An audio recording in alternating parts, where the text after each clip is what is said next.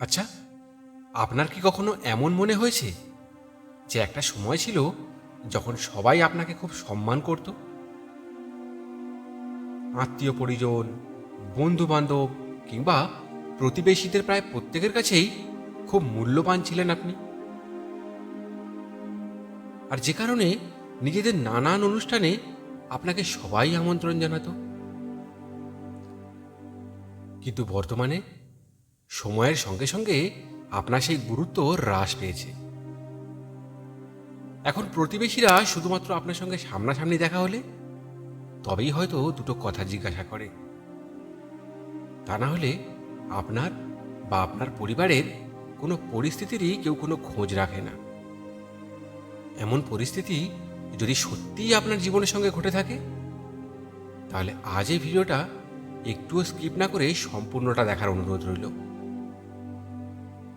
আজ এই ভিডিওটির মাধ্যমে আপনি সেই 9টা ভুলের কথা জানতে পারবেন, যে ভুলগুলোর কারণে আপনি আপনার সেই অতীতের গুরুত্ব এবং প্রয়োজনীয়তা ধীরে ধীরে হারিয়ে ফেলছেন। আর হ্যাঁ, এই ভুলগুলো যদি আপনি শুধরে নিতে পারেন, তবে সেই হারানো গুরুত্ব কিন্তু আবারও ফিরে পেয়ে যাবেন। সর্বপ্রথম এবং সবথেকে গুরুত্বপূর্ণ কারণটি হলো অভিভাবকদের উপযুক্ত সম্মান প্রদান না করা এবং জ্ঞানীদের তারিফ না করা। এটি সমাজের কাছে একজন মানুষের গুরুত্ব কমিয়ে দেওয়ার ক্ষেত্রে সব থেকে বড় ভূমিকা পালন করে।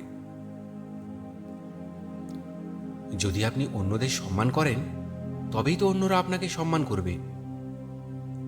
আপনি যদি ড্রাগসের নেশায় মত্ত হয়ে কিংবা অর্থ ও ক্ষমতার দম্ভে দম্ভিত হয়ে অন্যদের সঙ্গে অভদ্র আচরণ ও পারিবারিক ব্যক্তিদের উপরে অত্যাচার করেন, তবে সমাজের চোখে আপনি অবশ্যই ঘৃণ্য প্রাণী হয়ে উঠবেন,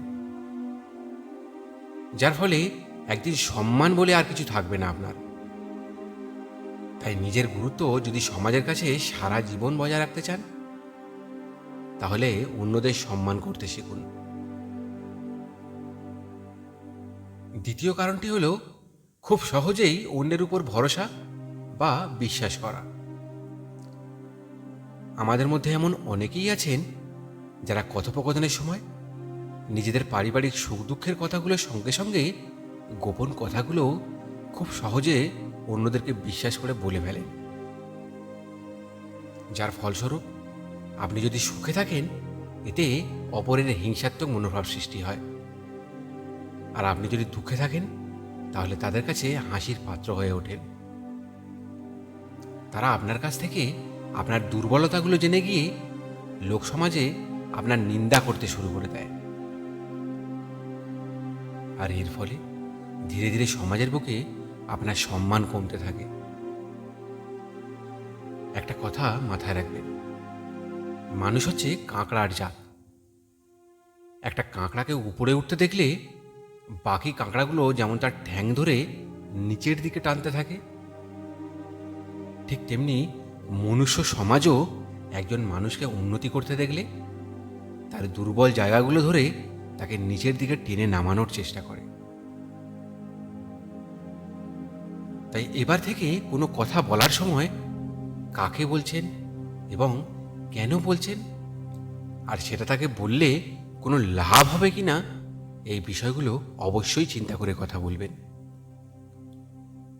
তৃতীয় কারণটি হলো নিজের আর্থিক পরিস্থিতি অন্যের সঙ্গে আলোচনা করা। আপনারা লক্ষ্য করে থাকবেন, আমাদের এই সমাজে যাদের আর্থিক পরিস্থিতি ভালো রয়েছে, তাদের অনেক বন্ধু বান্ধব রয়েছে, আর যাদের অনেক বন্ধু বান্ধব রয়েছে তাদের অনেক সম্মান রয়েছে, কারণ তাদের কাছ থেকে প্রত্যক্ষ বা পরোক্ষভাবে ভালো কিছু পাওয়ার আশায় অন্যেরা নিজেদের নানান অনুষ্ঠানে তাদের আমন্ত্রণ জানায়। তবে এই সম্মান বা বন্ধুবান্ধব ঠিক ততদিনই থাকবে যতদিন আপনার কাছে অর্থ থাকবে, কিন্তু যেদিন আপনি আর্থিক দুরবস্থার কথা সমাজের বুকে প্রকাশ করবেন, দেখবেন আস্তে আস্তে যারা এতদিন আপনার বন্ধু বান্ধব ছিল, তারা দূরত্ব বজায় রাখতে শুরু করবে, কারণ তারা জানে আপনি এখন আর তাদেরকে আর্থিক দিক থেকে কোনোভাবেই সাহায্য করতে পারবেন না। আর এরপর আত্মীয় পরিজন এবং প্রতিবেশীরাও আপনাদের থেকে দূরে থাকার চেষ্টা করবে। তাদের মনে সবসময় এই চিন্তা কাজ করবে যে পাছে আপনি তাদের কাছ থেকে আর্থিক সাহায্য না চেয়ে বলেন। তাই আপনার সম্মানকে যদি সমাজের বুকে টিকিয়ে রাখতে হয়, তাহলে আপনার আর্থিক পরিস্থিতি যেমনই থাকুক না কেন, সবসময় চেষ্টা করবেন সেটা যেন বাইরে প্রকাশ না পায়। চতুর্থ কারণটি হলো মানুষের কাছে খুব সহজলভ্য হয়ে যাওয়া। আপনি একটু ভাবলেই বুঝতে পারবেন আপনি অন্যদেরকে খুশি করার জন্য তাদের বলা যে কোনো কাজ করতে সঙ্গে সঙ্গে রাজি হয়ে যান। তাদের হ্যাঁতে হ্যাঁ মিলিয়ে চলতে থাকেন, যার ফলস্বরূপ অন্যেরা মনে করতে থাকে আপনাকে তো চাইলেই সঙ্গে সঙ্গে পাওয়া যায়, তাই আপনাকে নিয়ে বিশেষভাবে চিন্তা করার কোনো প্রয়োজনই পড়ে না তাদের। এতে করে আপনার সম্মান হ্রাস পেতে শুরু করে। সুতরাং আজ থেকে কারো কথা অনুযায়ী কিছু করতে উদ্যত হওয়ার আগে নিজের কোনো প্রয়োজনীয় কাজ বাকি রেখে কিংবা নিজের সময়ের গুরুত্ব না দিয়ে সেটা করা বন্ধ করুন। মনে রাখবেন, সকলকে খুশি করতে পারলে আপনি যে খুশিতে থাকবেন তার কিন্তু কোনো নিশ্চয়তা নেই। পঞ্চম কারণটি হলো সকলকে নিজের বন্ধু ভেবে নেওয়া। বর্তমানে এই সোশ্যাল মিডিয়ার যুগে আপনি যদি কাউকে জিজ্ঞাসা করেন যে তার কটা বন্ধু রয়েছে, তাহলে হয়তো এমন একজনও পাবেন না যে বলবে আমার কোনো বন্ধু নেই। প্রায় প্রত্যেকের কাছেই অনেক অনেক বন্ধু রয়েছে, কিন্তু তারা এটাই বুঝে উঠতে পারে না যে এর মধ্যে থেকে অধিকাংশ বন্ধুই হলো তাদের প্রকৃত শত্রু। আমি জানি এটা শোনার পর অনেকেই হয়তো অসন্তুষ্ট হবেন, কিন্তু এটাই বাস্তব। একটু ভেবে দেখুন, আপনার সেই বন্ধুদের মধ্যে অধিকাংশ বন্ধুই যাদের কাছে কোনো প্রয়োজনীয় কাজ নেই, তারা যখন তখন অনলাইন চলে আসে এবং আপনার কর্মব্যস্ততার কথা না ভেবে আপনাকে মেসেজ করে দেয়। এরপর নোটিফিকেশন আকারে আপনার কাছে সেই মেসেজটা পৌঁছে যায়।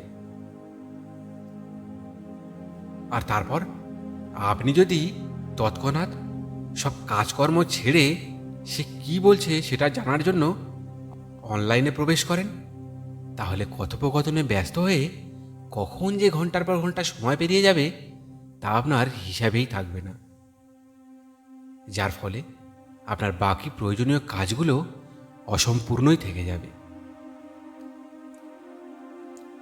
আর আপনি যদি তাদের মেসেজের নোটিফিকেশান আসার পরেও অনলাইন না হয়ে তাদের সঙ্গে কথা না বলেন, তাতে তারা অসন্তুষ্ট হয়। এমনকি আপনি পাড়ার বন্ধুবান্ধবদের ক্ষেত্রেও দেখে থাকবেন, তারা যেভাবে জীবনযাপন করছে আপনাকে ডেকে নিয়ে গিয়ে ঠিক সেভাবেই চলার জন্য সব সময় প্রেরণা যোগাবে। আর আপনি ঠিক ভুল বিচার করার ক্ষমতা হারিয়ে ফেলে তাদের দেখানো পথেই এগোতে থাকবেন, যার ফলস্বরূপ সমাজের বুকে আপনার সম্মান একসময় বিলীন হয়ে যাবে। তাই এবার থেকে সবসময় চেষ্টা করবেন আপনার তুলনায় উচ্চ সম্মানীয় ব্যক্তিদের সঙ্গে বন্ধুত্ব করার। তাতে করে আপনি তাদের থেকে অনেক কিছু শিখতে পারবেন এবং জীবনে এগিয়ে যাওয়ার প্রেরণা পাবেন। ষষ্ঠ কারণটি হলো প্রয়োজনের থেকে বেশি কথা বলা।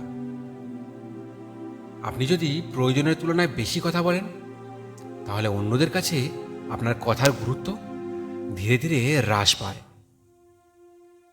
কারণ তারা জানে আপনি সব সময়ই এমন বকতে থাকেন। সুতরাং এর মধ্যে কোনটা প্রয়োজনীয় আর কোনটা অপ্রয়োজনীয় সেটার কোনো গুরুত্বই তাদের কাছে আর থাকে না,